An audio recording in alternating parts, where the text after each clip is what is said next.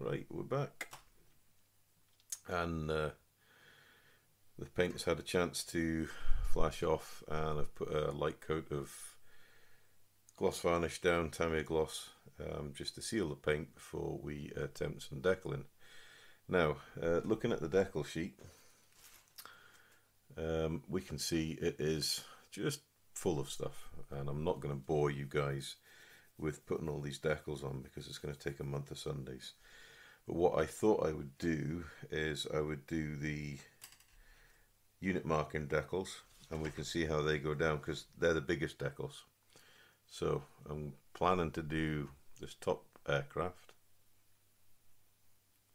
and that's so it's B1380 KHP Vipers, 31st D US Army, Iraq 2003. So that's the aircraft we're going to do, and this is the shark's mouth decal that goes with that scheme. So we've got one for each side. We've got the United States Army decals to go down the side, and then we've got the aircraft number and its information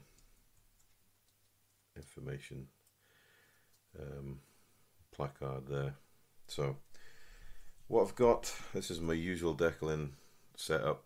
So we've got Microscale Industries, so we've got Microset and Microsol. We've got just a clean takeaway tub with water in, a clean brush that I only use for decaling, so it only gets used for these two and the plain water, nothing else, so it can't contaminate anything. And if needed, then I've got some Tamiya X20A if we need something stronger as the Microsol to get these decals to bed down. So we'll see how they do. Now, looking at them under the light, they're very matte. There doesn't seem to be excess of carrier film on them, but I don't know how well they're going to lay down. I've heard some horror stories, so I may as well just go for it and go for the largest ones first. So always lay them face down in the water, give them a few seconds in there. We need to roughly figure out where we're going to place them on the airframe.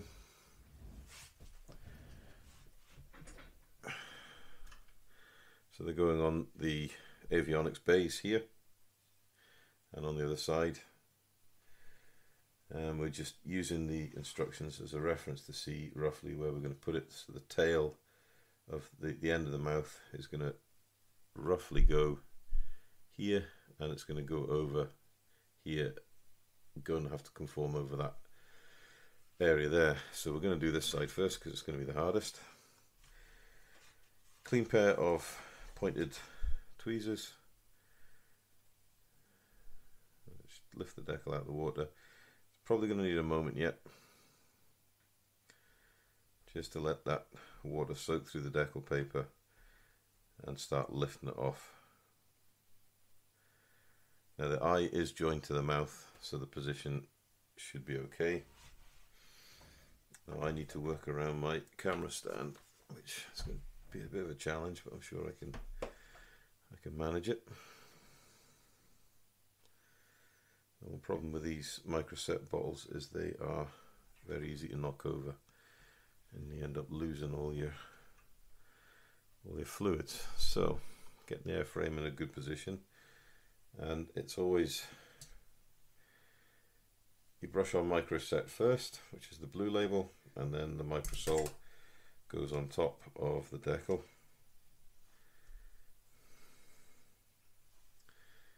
Moisten the brush just so it can absorb the chemical, and we're going to be putting on decal number 2 on this side, and you want to brush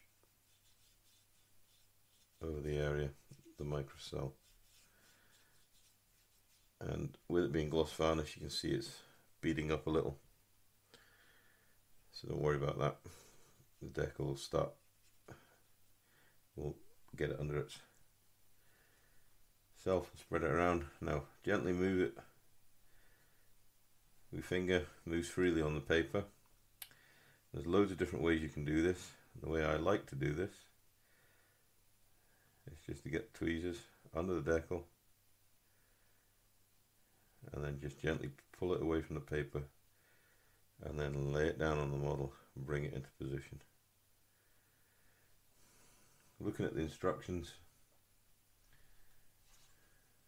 see the eye just crosses over this panel line here, so I can just gently go underneath the decal and pull it forward until we're happy with the positioning.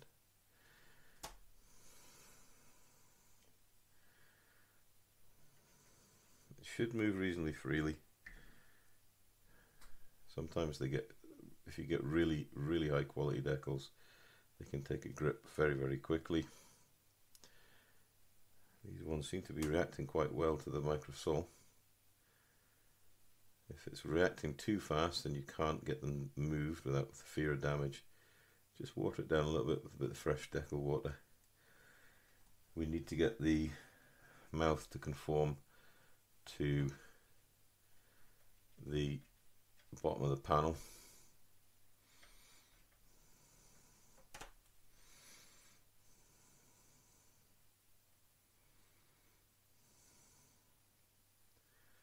We push that down with a brush till we're happy that it's straight and level.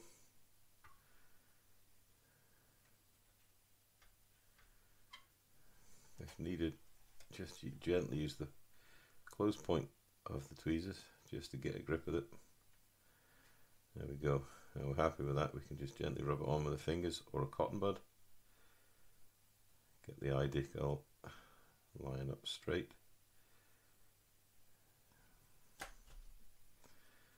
And this is where you can lose the will to live a little bit, because decaling can be very tedious, and it may be good for the modeler to do it over a couple of nights or even a number of different sit-ins to avoid burning yourself out.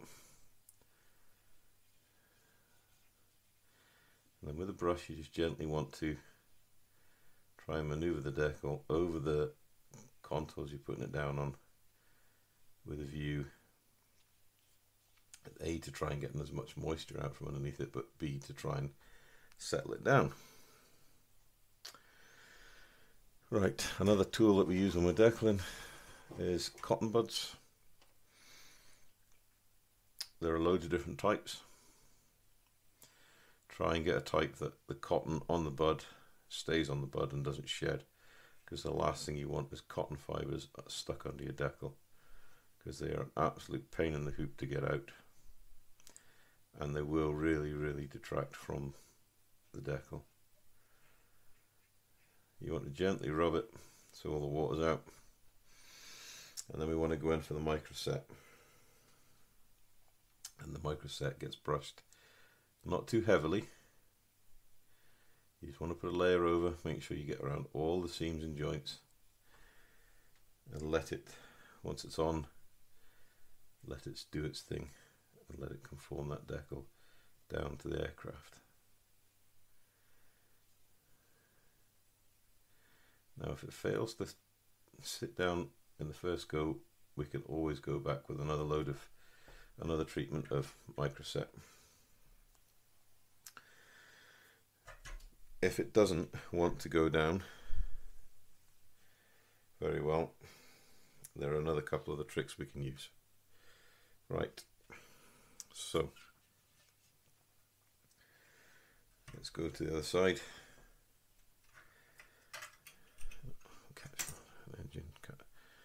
Catch on the engine panel there. Let's move them out of the way. And this is the one drawback of having a 35th scale helicopter.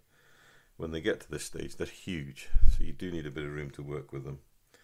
So we'll wash the microset off the brush in the water, go back to the microsole, we'll check the references on the instructions. We know the eye is going to roughly follow the same positioning, so we want the eye just breaching that panel line, and then it's going to run parallel to that seam there.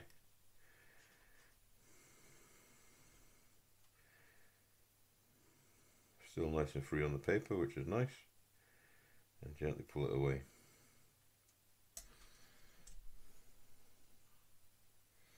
And you'll notice here that the eye is actually folded under the decal. Didn't want. We can get that undone by just gently placing it in the water. In fact, the decal's broken in half, so we've lost the eye somewhere.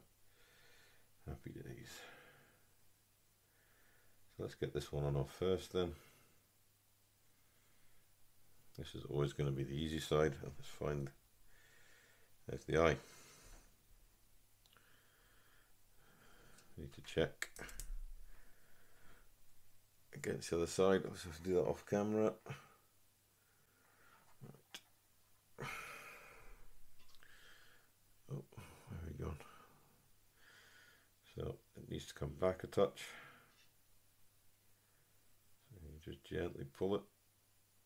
It's quite flexible. And this is definitely the easiest side to do, so I'm glad we went with the hard side first. Here's the eye. That then will just fit. There we go.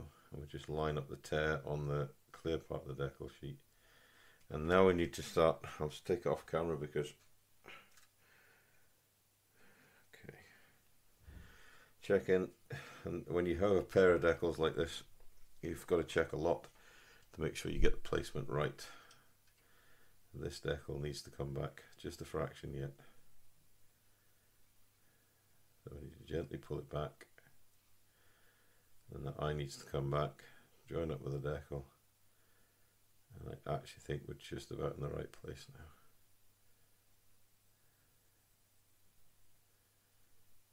There we go. Cotton bud, you want to gently roll across it.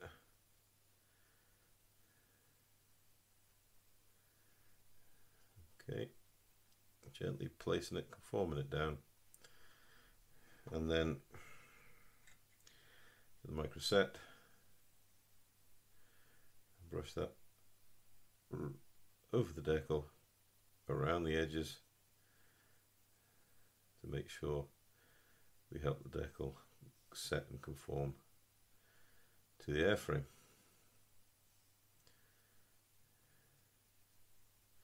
And let that air dry. And that fairly starts to change the aircraft. Now the next ones to do, so we've got number 10, which is United States Army. That goes on the starboard side or right hand side, and then 11 and 12, which is the broken decal, goes on the left hand side or port side. Now, one thing I also do is I never throw away the wet decal paper of larger decals. I'll lay it on the table, and then I'll use that as a bit of a wet palette to set my other decals on that I've been soaking. And it just means I don't need to leave them soaking in the water for so long, because obviously the initial decal paper is holding the water, and it just helps the whole process of freeing the decal and the carrier film up off the decal paper. So it seems we're on the port side, or left hand side of the aircraft. We're looking here where we want to put the United States Army. So it goes along here. Quite handily, you've got a decent panel line here running along, and the Y ends up finishing here. So what we'll do is we'll start and we'll work backwards. So we've got decal 12 and then decal 11, and it will run right across here.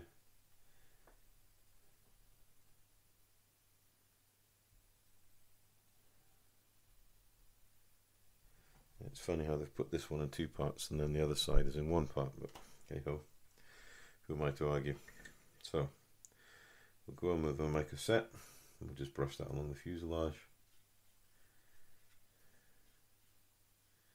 Nice even light coat. Check the decals moving freely on the paper. And then we'll lift it up and place it and pull. There we go. And gently move down. You don't want to be tapping this with any hard or sharp movements. You don't want to scratch the paintwork underneath, because then you're going to have to go back and start again. And then we've got the second decal to go on. If I paint that, you'll be able to see it a bit better. Now the instructions doesn't show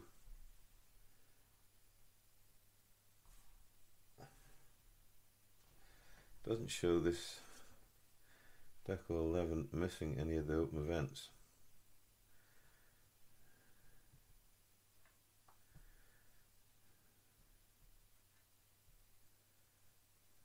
Which is quite funny. I thought that's maybe why it would.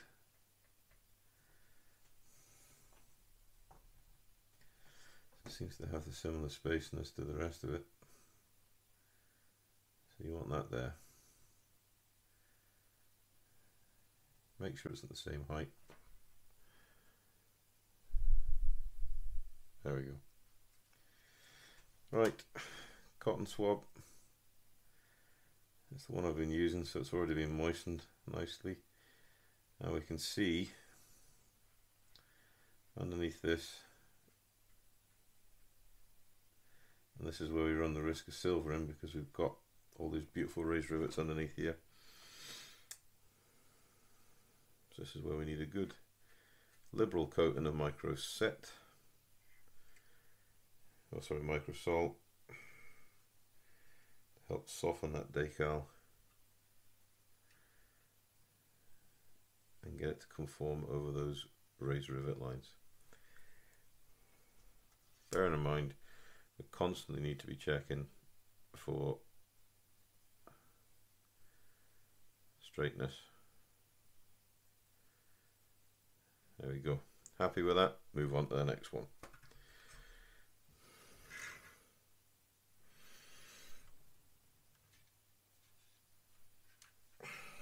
So, final one. This one's going to be a bit more challenging because we're running out of places to hold the airframe whilst we do this. Same as before, clean the brush off. Go into the microsol, don't take too much, you just want a liberal coat. We know it goes here, along that panel line and over that panel there. Tweezers.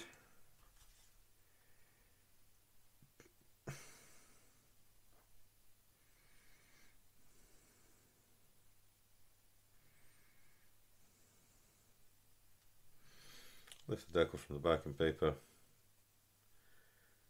drag and drop. If we need to move it along, which we do in this case, just gently do it in sections, being careful not to scratch the paint below.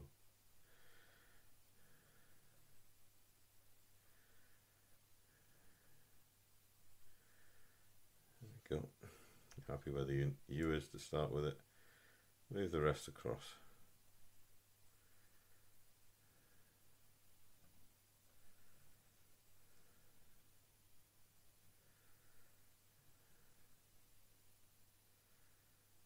Gently, gently, gently pull it till we're happy with the placement. We're happy with the placement. Cotton bud, and roll it over, nice and gentle. Not trying to send it to the moon. You're just trying to get it down on the surface into the microsol. Not too much, just an even coating. Brush it over the decal, making sure we cover all the edges so it gets a chance to flow underneath it if it's hung up on those raised rivets. And that's that. So that's basically how I'm going to be doing the decaling. I'm not going to bore you all to death by making you watch every decal.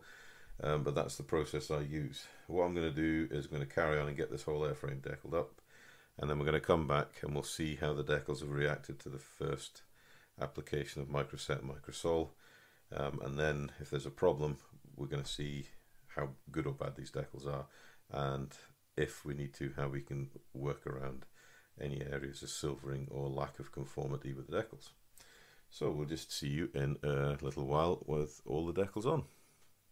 Okay, so we're back, and I'm slowly working my way through all the decals on the right hand side of the airframe. You see I'm just marking them off with a pencil once I've got them applied, and I thought I'd just kind of jump back in halfway through the decaling just to sort of show that